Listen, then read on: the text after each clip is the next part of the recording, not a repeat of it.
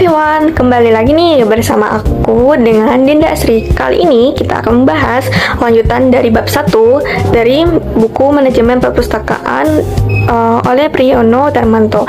Kali ini kita akan membahas tentang bab 2, di mana bab 2 ini menjelaskan koleksi atau pengadaan bahan-bahan pustaka.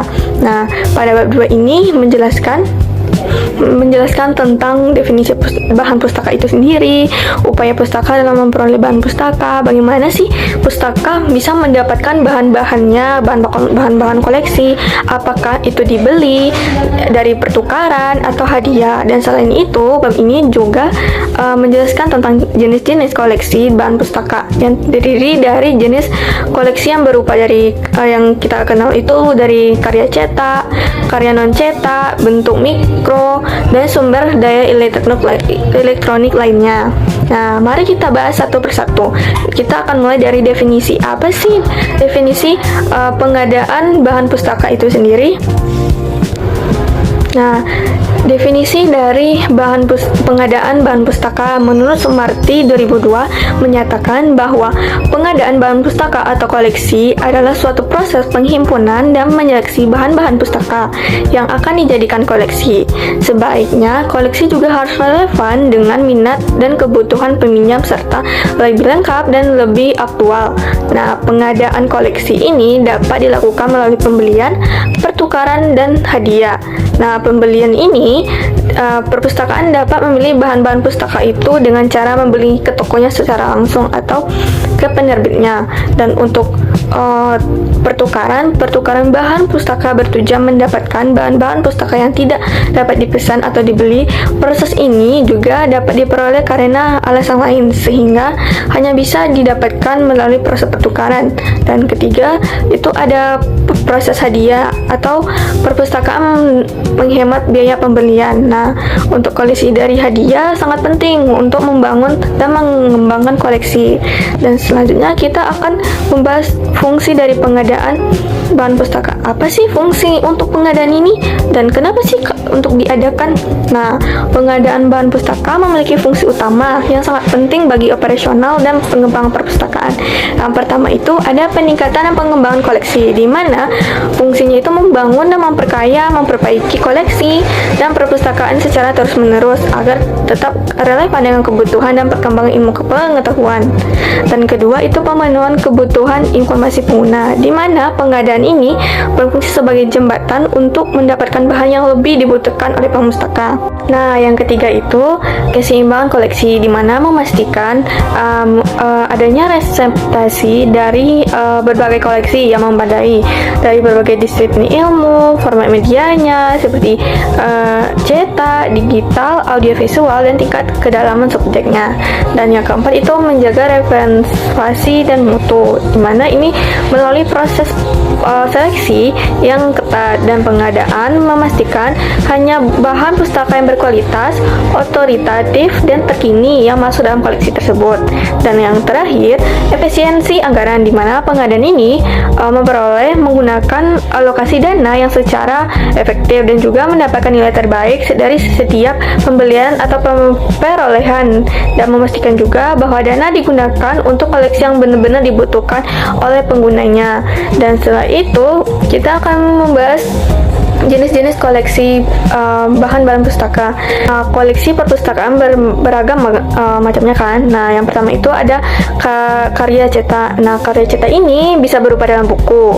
Nah, buku ini terbitan tertulis yang membahas tentang informasi tertentu seperti adanya buku fiksi, buku teks, dan buku rujukan, serta adanya buku pelajaran yang kita pakai sehari-hari baik itu di sekolah maupun dimanapun. Nah, ada juga buku dalam terbitan berseri. Nah, bahan buku pustaka yang diterbitkan secara berkala, terus-menerus, dan berkesinambungan. Contohnya seperti koran, jurnal, majalah, dan buletin. Dan karya non-cetaknya seperti menyampaikan informasi melalui suara, gambar, teks, atau kombinasi dari berbagai bentuk lainnya. Contohnya itu meliputi rekaman suara. Nah, dalam rekaman suara itu berbentuk pita kaset atau piring hitam. Nah, yang berisi juga ceramah ataupun informasi dan bisa juga musik. Dan kedua itu ada film. Nah, film ini terdiri dari bersuara atau tidak bersuara. Nah, dengan ukuran 16 mm, 18 atau 35, dan membutuhkan proyektor untuk menampilkannya. Dan yang ketiga itu ada rekaman video, di mana dikemas dengan cakram atau gulungan atau berupa kaset yang membutuhkan komputer, laptop atau televisi sebagai alat bantunya. Keempat itu ada bentuk mikro, di mana bahan pustaka ini menggunakan media film yang tidak dapat dibaca tanpa alat bantu. Nah, yang terakhir itu ada sumber daya elektronik, di mana informasi dalam bentuk buku atau jurnal elektronik lainnya dapat diakses melalui HP atau laptop. Nah, contoh itu jurnal online atau CD ROM gitu. Nah, kita akan masuk pembahasan pengembangan bahan-bahan pustaka. Nah, kita akan masuk apa sih pengertian dari pengembangan bahan-bahan pustaka. Nah, pengembangan bahan pustaka adalah salah satu sarana penting dalam perpustakaan yang merupakan upaya mencakup semua aktivitas kerja perpustakaan. Yang ini merupakan serangkaian aktivitas yang berhubungan dengan pemilihan dan evaluasi dari koleksi yang telah ada. Nah, misalnya udah ada nih buku-bukunya, tetapi menurut kita tuh ada yang beberapa yang kita perlu itu lagi evaluasi lagi, kayak pemilihannya tuh masih ada gitu, perlu dipilih-pilih lagi, walaupun itu sudah relevan tapi kita perlu memilih lagi gitu. Nah, apa sih tujuan dari pengembangan bahan pustaka ini? Nah, tujuan itu dengan menambah jumlah koleksi yang sudah ada agar lebih meningkatkan jumlah dan jenis-jenis bacaan. Nah, sehingga juga pada peningkatan mutu koleksi sesuai dengan kebutuhan para penggunanya. Dan juga ada juga tujuan lain dari program pengembangan koleksi ini.